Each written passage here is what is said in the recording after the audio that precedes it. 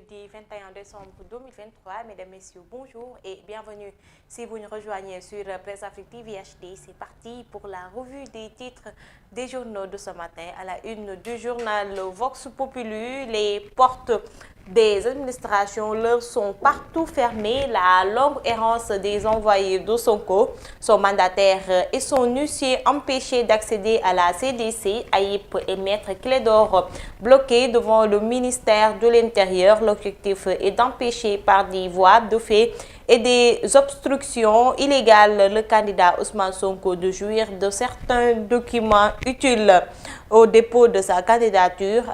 Alerte les avocats de Sonko et rappelle à Macky Sall ses engagements devant la nation de veiller d'ici la fin de son mandat à ce que les décisions de justice soient respectées. Pendant ce temps, toujours avec le confrère, Yewwi dénonce et accuse l'administration électorale de Macky Sall et de Sidiki Kaba. Le journal donne toujours la parole à Alioune Tine qui montre la voie de sortie de la crise politique. Selon lui, il faut le dialogue de la dernière chance. Pendant ce temps, les Échos se penchent sur le procès Mame Mbaye Niang, Ousmane Sonko qui va se faire le 4 janvier 2024 à la Cour suprême.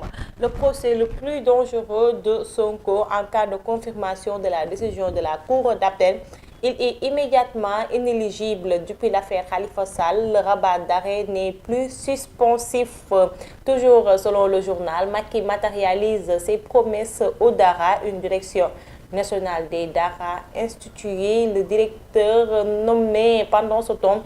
L'observateur accorde des témoignages sur les traumatismes des deux femmes victimes d'agressions sexuelles. Certaines victimes surmontent les séquelles, d'autres éprouvent un sentiment de dégoût pour les hommes. Vous pouvez lire l'intégralité de l'article à la page 8 du journal. Meeting de Paris, investiture du PS et de l'AFP du week-end, investiture de l'APR. Aujourd'hui, toujours avec l'observateur, Amadou Ba, bruit de démarrage, l'analyse des spécialistes sur le regain après léthargie. Libération pendant ce temps s'intéresse à l'assassinat d'un gérant d'une station-service à Touba. L'enquête accable les deux pompiers de garde placés en garde à vue pour nécessité de l'enquête. Ils ont été finalement déférés pour complices de meurtre.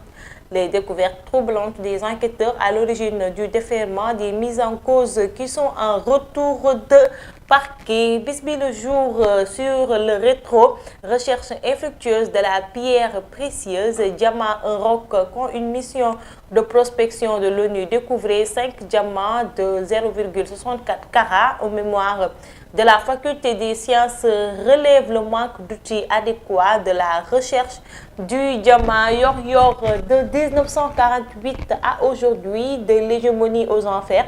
Le PS en état de mort, dit le journal. Source A se penche lui sur l'enlèvement à Keur Massar de Mohamed Abdallah, dit junior de 3 ans. Détail d'un rap, la personne qui a enlevé l'enfant samedi dernier est une femme qui est finalement tombée ce mercredi. Elle a été vendue aux forces de défense et de sécurité par son voisinage qui a été interloqué quand il l'a vue avec un enfant de 3 ans.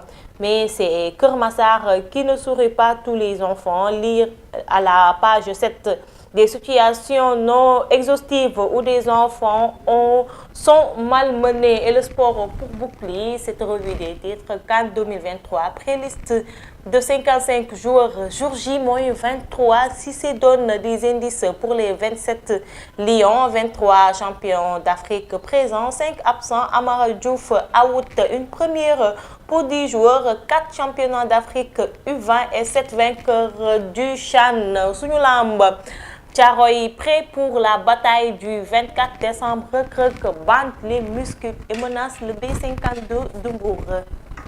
Et c'est la fin de cette revue des titres des journaux. Mesdames, Messieurs, merci de l'avoir suivi. Continuez à regarder nos programmes sur Presse Afrique TV HD et surtout à nous lire sur presseafrique.com. Quant à moi, je reviens à 10h pour le journal DJT.